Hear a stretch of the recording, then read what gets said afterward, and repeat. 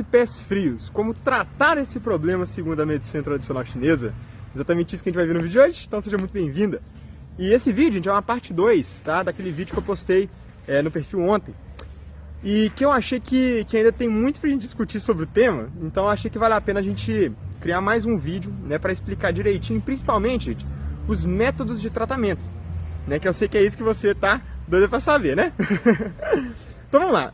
Basicamente, galera, ontem a gente discutiu o conceito de mãos e pés frios, né, que na prática é uma deficiência de energia de algum órgão, né? E aí eu tava dando uma lida nos comentários e eu vi que muita gente falou, por exemplo, que tem mãos frias que suam, ou tem gente que tem mãos quentes que não suam, né? E vice-versa para os pés. Então eu queria discutir um pouco disso com vocês, porque eu acho que é bem interessante, tá? Vamos lá, gente. Mãos frias que suam significa que você tem uma síndrome que mistura frio e umidade, certo? Para a medicina chinesa, galera, o Yang, né, a energia, ela é responsável pela função, pela sustentação e pela abertura e fechamento das estruturas. Então, quando a gente tem um frio, uma deficiência de Qi do pulmão, o pulmão não consegue fechar e abrir corretamente os poros da pele, beleza? Ele pode tanto travar esse poro fechado, quanto pode travar esse poro aberto, beleza? E não consegue ou fechar ou abrir, né? Fazer o movimento correspondente na outra extremidade, né? Se você fecha, né, logo depois você tem que abrir. Se você abre, logo depois você tem que fechar, certo? Mas um pulmão que não tem Qi, às vezes ele abre e não consegue mais fechar. Às vezes ele fecha e não consegue mais abrir, beleza? Então, se a sua mão é fria e sua, deixa eu tentar achar um ângulo aqui, galera, que não sei se vai ficar ruim o vídeo por conta dessa luz. Então, se a sua mão ela sua e é fria, você tem uma deficiência de Qi do pulmão, junto provavelmente com um padrão de umidade, beleza? A umidade está literalmente escorrendo para fora do seu corpo. O pulmão não consegue segurar essa umidade dentro do seu corpo, tá bom? Então esse é um caso de umidade frio. Pô, Yuri, como é que eu vou... Isso fecha o diagnóstico? Não fecha o diagnóstico, galera. Um sinal, um sintoma nunca fecha um diagnóstico. Tenha isso em mente, tá? Aí você vai ter que somar isso com outras coisas. Por exemplo, nariz escorrendo. O que é o nariz escorrendo?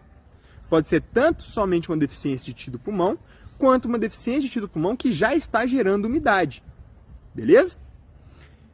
Como é que eu sei isso, Yuri? Se escorrer demais, é porque já está gerando umidade.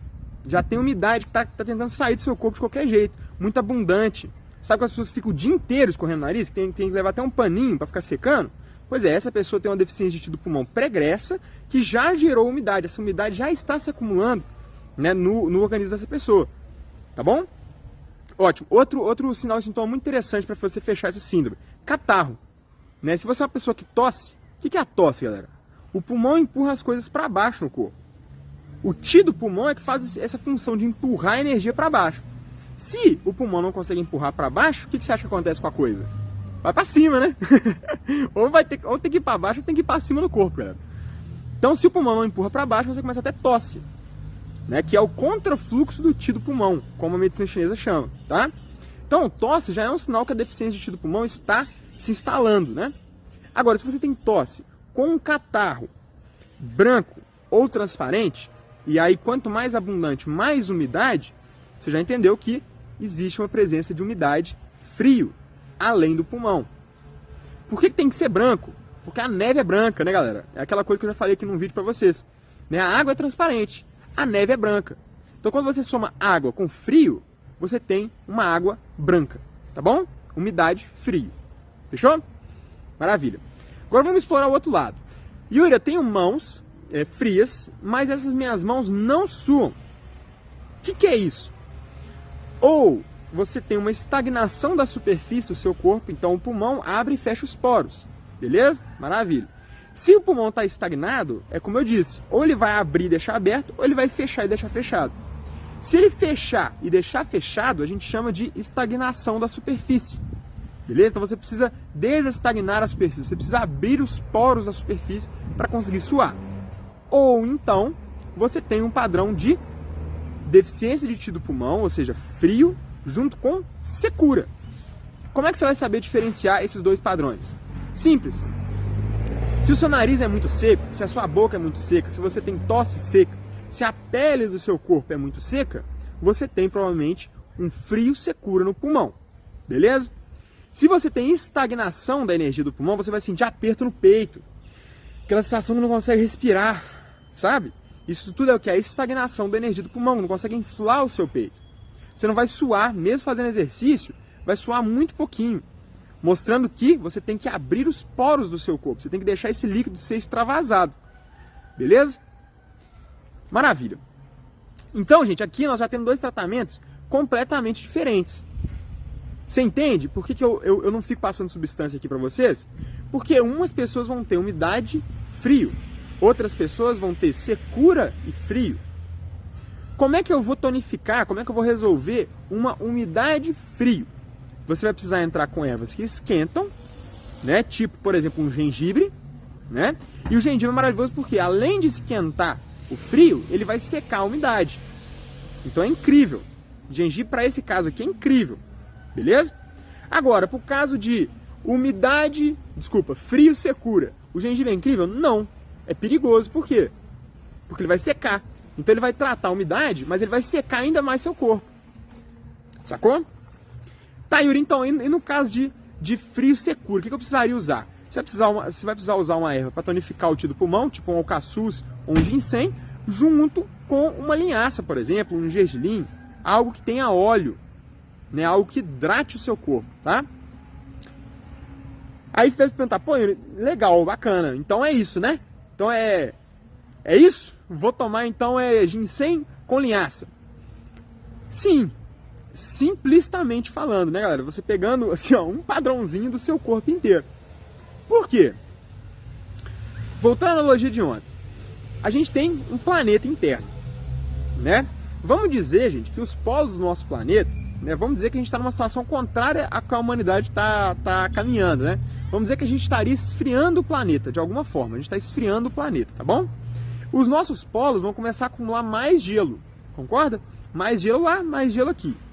Você acha que adianta a gente contratar uma equipe para ir lá nos polos, né, ou navios imensos para ir lá nos polos e ficar lá cavando o gelo e jogando na água?